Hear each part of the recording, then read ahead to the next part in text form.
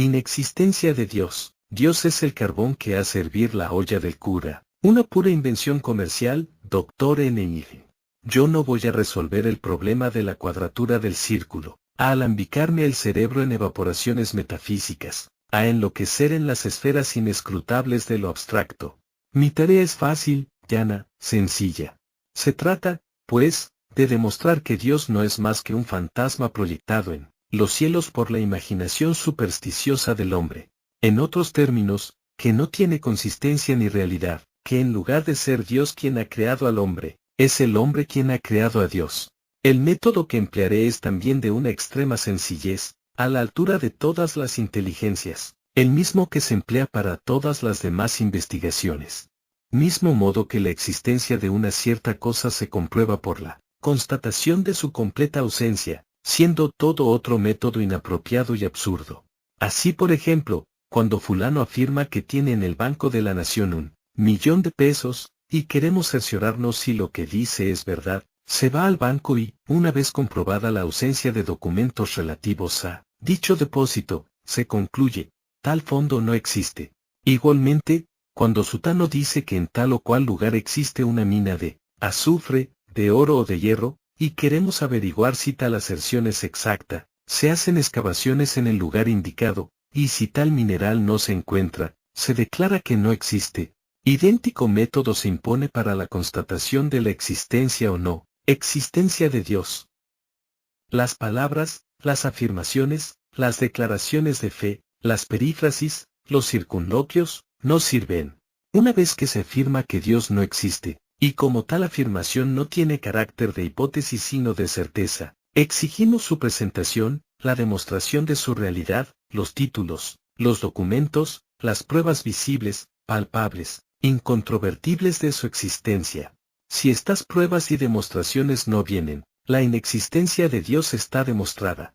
Ahora bien, ¿qué prueba hay de la existencia de Dios? Ninguna. La Iglesia no nos presenta de una sola línea escrita, un parrafito, una palabra, un documento cualquiera. No nos lo muestra ni vivo ni muerto, ni en carne ni en espíritu, ni tampoco nos exhibe siquiera una simple fotografía. Nada. No se sabe si es hombre o es mujer, gato o perro, ave o pez, animal o planta, en estado sólido, líquido o gaseoso. Su biografía es un rebus, su figura geométrica, un misterio, su esencia constitutiva, un enigma. Su nacimiento, su fe de bautismo, sus ocupaciones. Ide a pescarlas.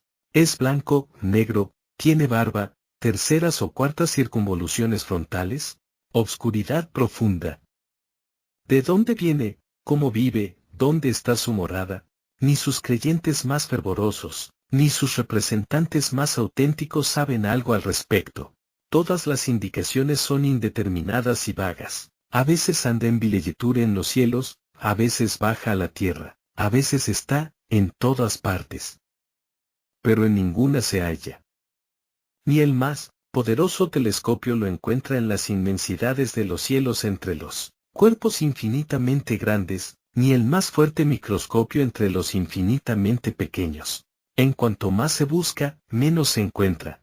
Encontramos espacios infinitos poblados de mundos, de nebulosas, de estrellas, de planetas, de soles, océanos interminables de éter y de luz, fuerzas por todas partes en movimiento eterno y en eterna transformación, fenómenos eléctricos, magnéticos, luminosos, manifestaciones de vida, modificaciones de estados y de aspectos en la gran masa cósmica que compone el universo, en una palabra, el infinito de la materia y de su movimiento, pero de Dios ni un pelo de barba. Sin embargo, está, en todas partes, con certeza, en mi casa también, alrededor de mí, en mí mismo. Reviso los bolsillos. Nada. Corro a la cocina, no veo más que ollas y marmitas. En la alcoba, desilusión completa. Se ha escapado. ¿Dónde se ha ido? Sobre la tierra hay de todo, menos él, y en el agua, peces, moluscos, plantas marinas, piedras, nada de Dios. ¿Dónde buscarlo? Toda indagación es vana, todo análisis inútil, toda investigación, infructuosa. Es inaccesible, incorpóreo, como el vacío, como la nada. De todas partes está ausente, en ninguna hace acto de presencia. Lo único que de él se conoce, es un monosílabo, un nombre, el breve chasquido que hace la lengua al pronunciarlo.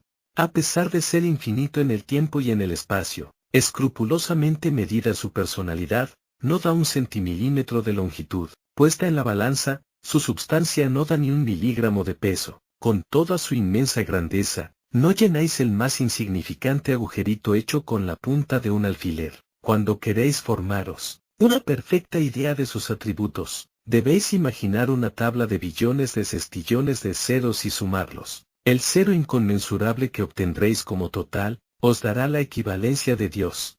Dios, como se ve, es igual a la nada. Para ser algo, para existir, precisaría que fuera materia, pues que, fuera de la materia que llena el espacio nada existe, y siendo materia no podrá ser Dios. La idea de un ser sobrenatural, infinito en el tiempo y en el espacio, es cuanto la mente puede imaginar de más inconcebible y absurdo. No solo no podría ser infinito por la simple razón que acabaría allí donde empezara la materia, sino que tampoco podría encontrar un lugar cualquiera para morar en la plenitud de la masa cósmica, puesto que no puede existir en toda la inmensidad del universo un solo milímetro de cúbico espacio vacío, que no esté poblado de materia. Pero los curas nos afirman que existe. ¿Dónde? ¿Las pruebas? Estas son las que faltan, las que no llegan y nunca llegarán. Nos dicen que Dios no es materia, que no tiene ni cuerpo, ni manos, ni pies. ¿Qué es, entonces? Un espíritu. Y está bien. Pero, ¿qué es el espíritu? Misterio. Volvedla como queráis, siempre estamos en lo mismo. Palabras, palabras, pruebas ninguna. Esta misma concepción del espíritu es absurda, porque, de las dos uno, o el espíritu, al fin y al cabo, es una sustancia material, aunque inmensamente sutilizada, como el vapor, la electricidad, la luz, y en este caso, no sería espíritu, o no lo es, y entonces es la nada. Tampoco. Admitido, como nos admitimos el infinito de la materia que, desde los cuerpos infinitamente pequeños, se extiende, a través del grande océano etéreo, a los infinitamente grandes, sin dejar un mínimo posible de espacio inocupado, la nada misma no existe, no es más que una palabra vacía de sentido. Por consecuencia, toda expresión que asimila a Dios a la nada, al vacío, etc., es un contrasentido, porque no designa ninguna realidad, constatada o constatable, y la única conclusión que el razonamiento lógico puede formular al respecto es que Dios no existe. Es una opinión generalmente admitida entre los espiritualistas y los católicos, que el mundo no puede haberse creado solo, que ha de haber sido creado, que no puede existir efecto sin causa, y que esta causa es Dios. Como prueba de la exactitud y de la lógica de este razonamiento puramente inductivo, citan el hecho de que una casa, una máquina, un relojero, un mecánico, un arquitecto que las haya construido. Pero el razonamiento no podía ser más absurdo e infantil. El relojero, el mecánico, el arquitecto, no crean, sino fabrican, componen, construyen, con los materiales que ya existen a su disposición. ¿Qué construiría el albañil sin ladrillos, sin cemento ni piedras? El relojero o el mecánico sin los metales para sus máquinas. ¿Y cómo podría Dios, aun supuesto que existiera y tuviese una inteligencia ilimitada, construir el universo sin material ninguno? Y no existiendo materiales, ¿cómo habría podido crearlos? Pero, ¿de dónde los habría sacado? De sí mismo no, porque es un espíritu, del espacio tampoco, porque no los contenía. ¿De dónde entonces? Hombres de inteligencia, matemáticos, físicos, sabios eminentes, alambicaos el cerebro y, sobre todo, ojo a las meningitis. Aquí está el problema. ¿De dónde, entonces? La única conjetura posible es que podría haber convertido la nada en materia. Pero aquí surge otro problema más poderoso aún. ¿Puede la nada convertirse en algo? ¿Puede lo que no es, transformarse en lo que es, lo insubstancial en materia? ¿De qué modo? Misterio. Ningún metafísico nos lo dice, ningún teólogo nos lo explica, ninguna demostración aparece, y todo vuelve a una hipótesis irracional, absurda, mezquina. Además, admitiendo el principio de la necesidad de una causa primera, generadora de todas las demás causas y efectos de la vida universal, y es decir, admitiendo que todo lo que existe debe haber tenido un principio, debe de haber sido creado, el pensamiento sería inducido a implantar la hipótesis Dios para explicar provisoriamente el origen del mundo, y a destruirla con otra más satisfactoria todavía para explicar el origen de Dios. Un principio, cuando se establece, no puede ser lógico si no se acepten todas sus consecuencias. La pregunta ¿quién ha creado el mundo? Implica esta otra, ¿quién ha creado a Dios? No se sabe por qué la materia ha de haber tenido un principio, un creador, y por qué Dios, puesto que exista, lo que está bien lejos de ser probado, no ha de haberlo tenido. Inversamente, cuando se dice que Dios es eterno, lo que se comprende menos aún, no siendo probada todavía su existencia, no se explica por qué no se ha de admitir, con más fuerte razón, la eternidad de la materia, que por lo menos, se ve y se palpa.